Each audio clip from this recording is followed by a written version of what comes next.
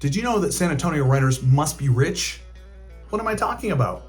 Well, they're giving away over $130,000 in net worth over the lifetime of being a renter. Mind-blowing amount of money, and they're not realizing it because it's happening one rent check at a time. So today I'm going to talk to you about how we get off the rental hamster wheel and get into the path of home ownership and start building that wealth for you instead of your landlord. Because I'm sure you like your landlord, but I'll bet you'd like to keep the money for yourself and build your own wealth. What am I talking about? Well, the research shows that the average renter in San Antonio over their lifetime of rent at $1,100 per month would give $130,000 to their landlord. That's building the landlord's financial portfolio. You're building equity in their property for them and not for yourself. And I'll bet that most renters know right now the average rent has actually gone up to $1,800 a month over the last couple of years. So those numbers are even worse. If the Fed had done a recalculation based on those numbers, I'll bet it'd be closer to 150,000, who knows, maybe 180,000. So I want to help get you out of that trap, out of that box, and start putting the money in your pocket.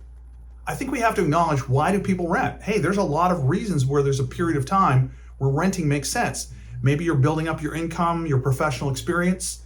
Maybe you're building up your assets, increasing your credit, doing all the things you need to do to jump on the home ownership train. That's wonderful. But what I don't want for you is to delay and wait because if there's noise in the market or news that scares you and you sit on the sidelines, because at the end of the day, you do need to realize, hey, you're always paying a mortgage. It's just a question, is it your own or is it for the landlord, and are you making them wealthier? So let's talk about rental rates. Again, we've seen that increase from $1,100 to $1,800 on average here in the last few years in San Antonio. Guess what? I think it's going to get worse. The demographics of San Antonio, there are more people moving here from out of state, and there's going to be more competition on rental prices, only driving those numbers up, making it worse for you as a renter. Let's contrast that though to a mortgage. Once you lock into a fixed rate mortgage, which is what about 95% of all people do, you've got a set payment. You know from a principal and interest standpoint exactly what you're paying. So there's a great benefit to that to give you peace of mind to know what your budget is. And when I talk to people sometimes, they go, Mark, I don't know. It seems like mortgages would be really high with the higher interest rates.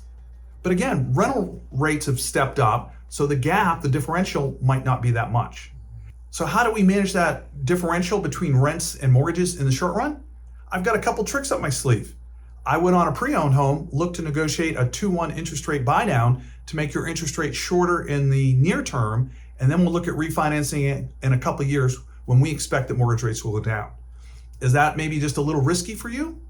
Not a problem. We can take you out to new construction today, and new construction is offering rates I've seen anything from 3.99, which is insane, to 5.5. So pretty comfortably we can find a mortgage that's going to be under 5%, get you into that new home, lock in a fixed payment, and start building equity. Now, is appreciation by itself enough of a power or a tool to build your personal wealth? Not by itself. There's another advantage. You can also get tax deductions. And again, I'm not a CPA, but talk to one. And my clients always tell me when they come back from that meeting that they talk about deducting mortgage payments in terms of the interest and then also the property taxes. So at the end of the year, when you have to send in that filing to your friend Uncle Sam, you may have a better outcome. You likely will have a better outcome because you own a property. So what's the effect of this growth of appreciation and lowering your tax burden? What we see is homeowners average $255,000 in financial wealth. Those stats don't come from me, they come from the Federal Reserve. And you contrast that to renters, and their personal portfolios are closer to $6,500. So again, we're talking about a $250,000 difference in your financial wealth based on being a homeowner versus a renter. So I want to set you on that journey as soon as possible and get you started on accumulating wealth for yourself, and again, not for the landlord. How do we do that? I would set you up with a mortgage professional. We would lay out the roadmap. Maybe you're ready to buy today. Maybe there's incentives with builders that would get you into payments you would like today as well or better than your rent.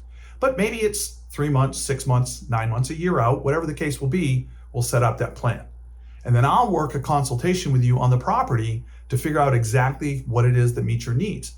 We want you to have a slice of Texas that you own for yourself, that you can customize. You can have your dogs and cats and not worry about what the landlord thinks about it. It could be your world. And when there's a leak in the house or the AC doesn't cool, you're going to have control over that. You're not going to be frustrated because your property management company won't respond. So these are all the great reasons to be a homeowner. Don't be that renter that just gives money away by the bushel basket. Reach out to me for more information. Do me a favor, like and subscribe, and we'll get you on the path to homeownership real fast.